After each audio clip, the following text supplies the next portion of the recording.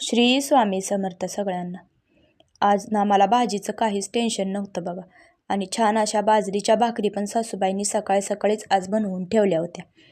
आज मला भाजीचं टेन्शन नव्हतं, कारण काल बाजार आमटी आणली होती, मग तीच गरम करायला ठेवली होती आणि छान अशी देवाची देवपूजा करून घेतली।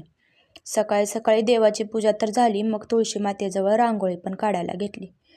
या कवरमध्येच अजून माझी रांगोळी आहे, ती काढायची म्हणून ती तशीच कवरमध्ये राहिली बघा। अजून त्या डब्यामध्ये मला काढून ठेवायचे, पण ते काय अजून झालंच नाही माझ्याकडनं।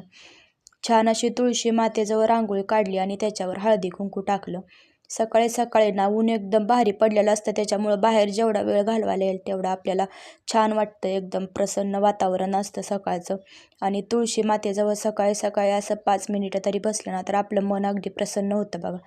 अशी माझी तुळशी मातेची पूजा झाली होती। जास्वंदीची फुलं ना भरपूर सारी यायला लागले, त्याच्यामुळं जास्वंदीची फुलं पण भरपूर आणली होती। आज आजीबाईंचा उपवास होता, मग त्याच्यासाठी शाबू बनवला होता। आजीबाईला चटणीचा शाबू आवडतो म्हणून तसाच बनवला होता मी, आणि त्याच्यामध्ये बटाटा पण घातलं होतं। छान अशा गप्पा मारत मारत आपल्या ओवी मॅडमला तयार केलं। एवढीशीच छोटे केस आहेत, पण नखरे तर भरपूर असतात बरं का। रोज एक वेगळी हेअरस्टाईल बनवायची असते आम्हाला। मग काय मस्त अशा गप्पा मारत ओवीला तयार केला आणि तिला शाळेत पाठवलं। चला तर मग व्हिडिओ कसा वाटला कमेंट करून नक्की सांगा। आवडल्यास सबस्क्राईब करा।